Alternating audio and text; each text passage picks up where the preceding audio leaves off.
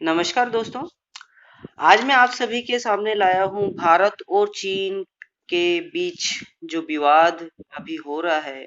तो क्या ऐसे कारण हैं जिसकी वजह से भारत और चीन के बीच विवाद की स्थिति उत्पन्न हुई? क्या कारण थे जिसकी वजह से भारत पर चीन हावी हो रहा है? और क्या कारण है जिसकी वजह से चीन इतनी उबाल मार रहा है? तो हम इन इसके बारे में बहुत सारे छोटे-छोटे मुद्दों पर बात करेंगे। आइए देखते हैं। सबसे पहले हम बात करते हैं चीनी अर्थव्यवस्था की। आप सभी को पता हो कि चीनी अर्थव्यवस्था में ऐसा क्या है जिसकी वजह से चीन इतना उबाल मार रहा है? तो हम आगे बढ़ेंगे, देखते हैं। यह जो चीन है, चीन दुनिया की दूसरी सबसे बड़ी अर्थव्यवस्था है। इसके पास दुनिया का सबसे ज़्यादा धन है। यहाँ की जो आबादी है वो सबसे ज़्यादा अच्छी अर्थव्यवस्था वाली एक व्यवस्था है, ये देश है। अगली हम बात करते हैं सबसे बड़ा विदेशी मुद्रा भंडार धारक है। मतलब इस ये दुनिया का ऐसा एकमात्र देश है जिसके पास सबसे ज़्यादा विदेशी मुद्राएँ हैं। और आपको पता हो किसी भी देश की अर्थव्यवस्था वहाँ की विदेशी मुद्रा भंडार पर बहुत ज़्यादा निर्भर करती है। वर्तमान में मई 2020 के बाद जो आंकड़े देखे गए हैं उसमें इसके पास वर्तमान में 3.1 ट्रिलियन डॉलर अ, संपदा है विदेशी मुद्रा भंडार की। अगले अगले कारण की हम बात करते हैं, दुनिया का सबसे बड़ा निर्यातक देश है। निर्यात का मतलब एक ऐसा देश जो कि अपने अपने यहाँ पर उत्पन्न हुए गए या अपने यहाँ पर बनाए गए माल को दूसरे देश को भेजते हैं, तो वह देश निर्यातक देश कहलाता है। आप समझ गए होंगे।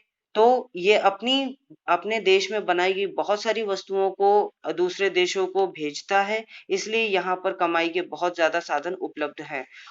अगले की हम बात करते हैं तो व्यापारिक वस्तुओं का दूसरा सबसे बड़ा आयातक देश है। किसी भी देश की अर्थव्यवस्था वहाँ की व्यापारिक वस्तुओं पर बहुत ज़्यादा डिपेंड करती है।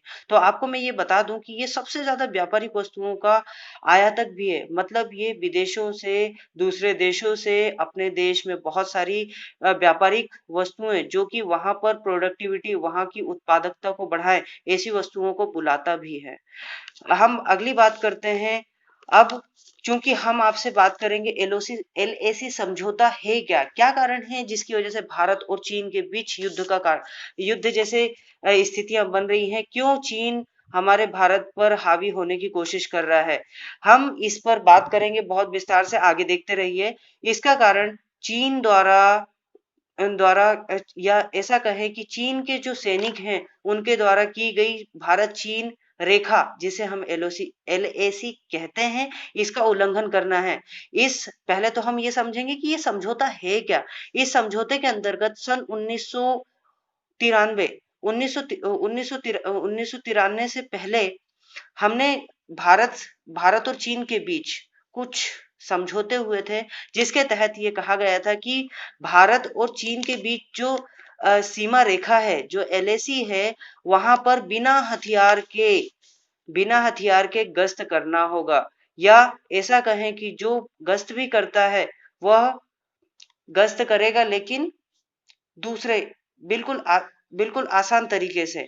मतलब वो कहीं भी वहां पर टेंट नहीं लगा सकते, वहां पर किसी भी प्रकार की ऐसी गतिविधियां नहीं कर सकते जिससे कि वहां का जो समझौता है उसका उल्लंघन हो। तो हम आगे बात करेंगे वर्तमान स्थिति कैसे बनी। तो मैं आपको बताना चाहूंगा बिल्कुल शॉर्ट में। 17 जून सन 2020 को 20 को गलवां घाटी गलवा घाटी में गलवा घाटी में चीनी सैनिकों द्वारा भारतीय सैनिकों को जो कि निहत्थे थे, उन पर घात लगाकर, मतलब छुप कर उन पर तेज धारदार हथियारों और चाकू से हमला किया गया, जिसके कारण 20 भारतीय सैनिक शहीद हो गए। और इसी की वजह से पूरे देश में उग्रवाद की स्थिति बनी हुई है और पूरा देश इनको श्रद्धांजलि अर्पित कर रहा है और बहुत ही ज्यादा इनके लिए अ, आक्रोश की स्थिति बनी हुई है। सभी चीनियों को मारने तक की हम लोगों के अंदर एक आक्रोश की स्थिति बनी हुई है। मैं आपको बता दूं एक फैक्ट वाली बात है, 45 साल बाद पहली बार इस प्रकार की घटना हुई है। छोटी-मोटी बहुत सारी घटनाएँ हुई, लेकिन उन्हें नज़रअंदाज किया गया। जिसमें से पहली बार ऐसा हुआ है 45 साल के बाद, जिसमें पहले चीनियों ने हमारे भारतीय सैनिकों पर पर गोलियाँ चलाई। साथ ही हम आगे बढ़ते हैं, इससे पहले 1945 में 1975 में भी ऐसा हो चुका है। हम आगे बढ़ते हैं, तो हम अब थोड़ा-सा आगे बढ़ेंगे और आपको मैं बताना चाहूँगा, हमने गलवा घाटी के बारे में बहुत सारी बातें की, लेकिन हम आगे बढ़ते हुए ये पता करेंगे कि गलवा घाटी आखिर है क्या? तो गलवा घाटी के बारे में आपको बता दूँ, चीन यह जो है, ये अक्साई चीन में पड़ता है और ये लद्दाख और अक्साई चीन मतलब कि एक ऐसा एरिया जिस पर भारत का भी अधिकार है, लेकिन चीन के लोग बोलते हैं कि इस पर हमारा अधिकार है। लेकिन फिर भी भारत की दयालुता देखिए आप, हमारे भारत की मार्मिकता देखिए, वो फिर भी ये नहीं कहता कि हमें ये एरिया चाहिए। अब यहाँ पर लद्दाख और अक्साई चीन के बीच में एक घाटी पड़ती है, जिसमें से गलवा नदी बहती है। गलवा नदी के बहने के कारण ही इस यहाँ पर जो घाटी बनी है उसे गलवा घाटी कहा गया। और यहीं पर भारतीयों पर जो हमारे भारतीय सैनिक हैं, वो गश्त देते हैं और इस सीमा को LAC सीमा कहा जाता है। और इसी सीमा पर हमारे भारतीय पहरा देते हैं, और धोखे से इन चीनियों ने हमारे भारतीयों पर हमला किया। और ये जो घाटी है, इसके अपने अपने होने पर, मतलब चीन कहता है कि ये एरिया हमारा है और भारत कहता है ये हमारा है। दोनों ही अपने अपने कुछ जो तथ्य हैं उनके आधार पर अपना दावा पेश करते हैं। हम बात करते हैं 1962 की। तो 1962 में इसी घाटी पर युद्ध हो चुका है और उसके बाद युद्ध विराम भी हुआ और युद्ध विराम के बाद अंततः समझौता हुआ।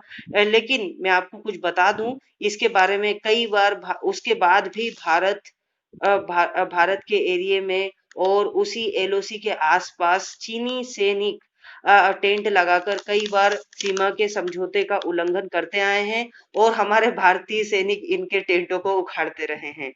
लेकिन इस बार गोली भी चला दी, जिसके कारण वर्तमान स्थिति बन गई है और बहुत ही ज्यादा गंभीर तरीके से सोचने वाली बात है। आप सभी को मैं बता दूं, कई बार ऐसे बहुत सारे सांप्रदायिकता और बहुत ही ज्यादा परेशान करने वाली ऐसी घटनाएं होती रही हैं, लेकिन हमें आवश्यकता है मानवतावाद को समझने की। और मैं ये सोचता हूँ हम सभी को अंततः हमें चीन के लोगों को एक बार और समझाना होगा। और अंततः क्योंकि जो यूएनओ है, यूएनओ सब एक शांति वार्ता पर कहीं न कहीं बात भी करता है और हमारा भारत भी एक शांतिपूर्ण देश है। वो कभी नहीं चाहेगा कि किसी भी देश के नागरिकों को आहत किया जाए, उन्हें परेशान किया जाए। तो हमारा भारत भी अंततः समझौते की बात को मानेगा और अगर ये नहीं माने तो इन पर कड़ी कार्रवाई करने में भी हमारा भारत नहीं इन्हें बिल्कुल नहीं बख्शेगा और मैं भी नहीं चाहता हूँ कि इन्हें बख्शा जाए। लेकिन फिर भी मैं ये चाहूंगा कि मानवतावाद की भावनाओं को थोड़ा-सा समझा भी जाए और हम कोशिश करें इनके मुद्दों को समझने की, इन्हें बहुत गहराई से बात करने की। क्योंकि जब भी 2 देशों के बीच युद्ध होता है तो दोनों देश के नागरिक परेशान होते हैं। दोनों देश की अर्थव्यवस्था को क्षति होती है। तो मैं उम्मीद करता हूँ आप सभी को जय हिंद कहने की और अपने शब्दों को यहीं बाँधता हूँ। मैं उम्मीद करता हूँ आपको मेरा वीडियो अच्छा लगा होगा। आप सभी कमेंट में अगर आपको अच्छा लगा हो तो आप कमेंट में जय हिंद लिखें और सपोर्ट करें मेरे चैनल को। मैं गरीब बच्चों को फ्री ऑफ कॉस्ट भी यहाँ पर पढ़ा रहा हूँ और आपसे उम्मीद करता हूँ कि आप मेरे चैनल को सब्सक्राइब करेंगे और आप सभी सम्मान में जय हिंद लिखेंगे और इसे शेयर ज़रूर करें। क्योंकि अभी फ़िलहाल बिल्कुल हमारे सभी भारतीयों को इस वीडियो की आवश्यकता है। उम्मीद करता हूँ आप सभी शेयर करेंगे। लाइक करें, सब्सक्राइब करें, शेयर करें और बेल आइकन को सब्सक्राइब करने के बाद क्लिक करना ना भूलें। जय हिंद।